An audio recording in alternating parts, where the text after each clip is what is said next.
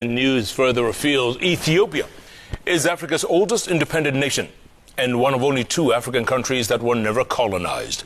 The country has made many historical tourist attractions, including some of the oldest Christian and Muslim sites.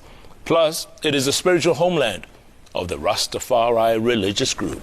That's right. And as the country seeks to attract a greater number of regional tourists in the wake of the COVID-19 pandemic, it must also contend with the reputational damage of an ongoing conflict between the government and forces in its northern Tigray region, which recently attracted sanctions from the U.S. Waihiga Mwaura recently returned from Addis Ababa with this report.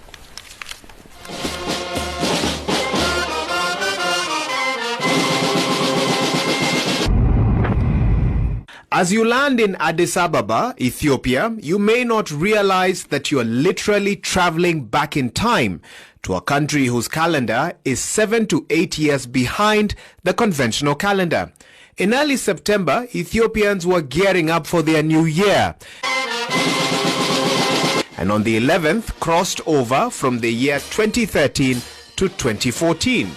We are here with a delegation of Kenyan business people and tour operators to explore opportunities, especially in the tourism sector, which has been battered by the COVID-19 pandemic and recent sanctions because of the ongoing conflict in the north.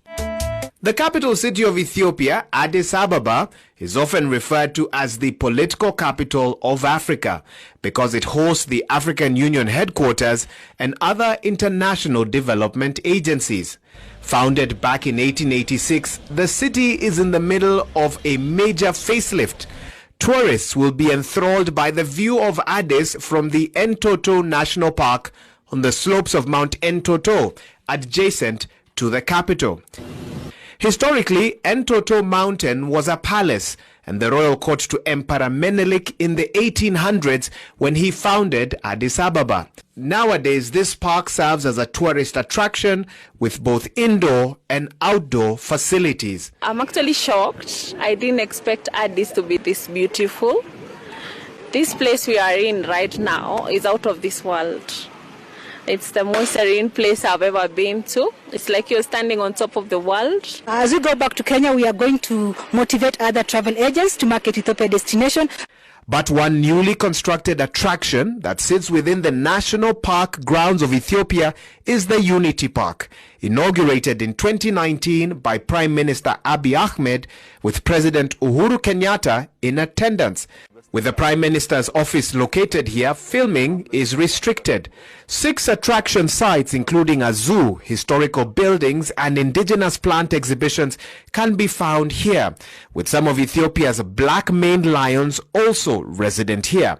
With Addis Ababa now boasting of its fair share of tourist sites, the challenge has been to get tourists here in the midst of a pandemic that has hampered travel. We knew that globally successful tourism happened just because countries are trying their best to create a regional tourist package, and again by doing joint promotions. One of the goals is to streamline access to Ethiopia for Kenyan tourists and vice versa, similar to what already exists among some members of the East African community. We've been doing tours to other African countries, and as tour operators, our work is once we have a familiarization trip of somewhere, we'll go back and package and also bring more people to Ethiopia. Ethiopia also boasts of 9 UNESCO World Heritage Sites, and we depart Addis the next day and head east to the walled city of Harar, known in Arabic as the City of Saints. Considered one of Africa's oldest Muslim cities, Harar is said to be over 1,000 years old, with its fortified walls built between the 13th and 16th centuries. It simply is hard to believe how a city like this one has remained intact since the 12th century is one of this region's biggest mysteries, and one that tourists keep asking about every time they visit this location. But when you talk to the locals, it's not a big deal. It's all they've known and their ancestors since the first foundation stones were laid here. The most important thing in all this, there is no any corruption, so whenever they build anything, it's lasting forever. So the wall, it takes about more than 460 years old. People are reside there in the old city. So people are reside there at the same time. It's a museum also. It's a living museum. During the day, tourists here can explore the maze-like alleys. But at night, the terrifying laugh of spotted hyenas can be heard on the streets of this ancient walled city. Viewed with fear across the African continent, here the hyenas live in caves outside the city and roam the rubbish dumps, also outside the walls. In fact, the daily hyena feeding spectacle is just one example of this city's unique heritage. So history books indicate that these hyenas have actually been spotted around these parts for the last 500 years. But it's only in the 1960s when we're told a farmer began feeding them on a regular basis like this to keep them away from his livestock. It's a practice that's picked up. It's become a tourist attraction over here. But do not try thinking of doing this alone. You need this man here. They call him a hyena man. He's able to communicate with them, control them, to ensure that I remain calm with this fella behind me. So let's see if I can feed him. Oh my goodness, okay. It's actually a lot more fun than it actually looks. And he'll be off my back in a minute once he's gotten his fill of me. You have to try this.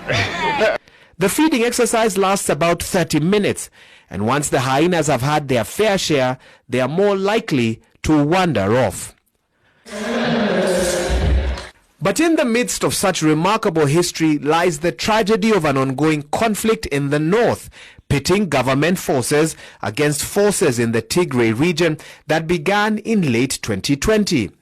To Tourism Ethiopia, however, the plan now is to market alternative sites in the country.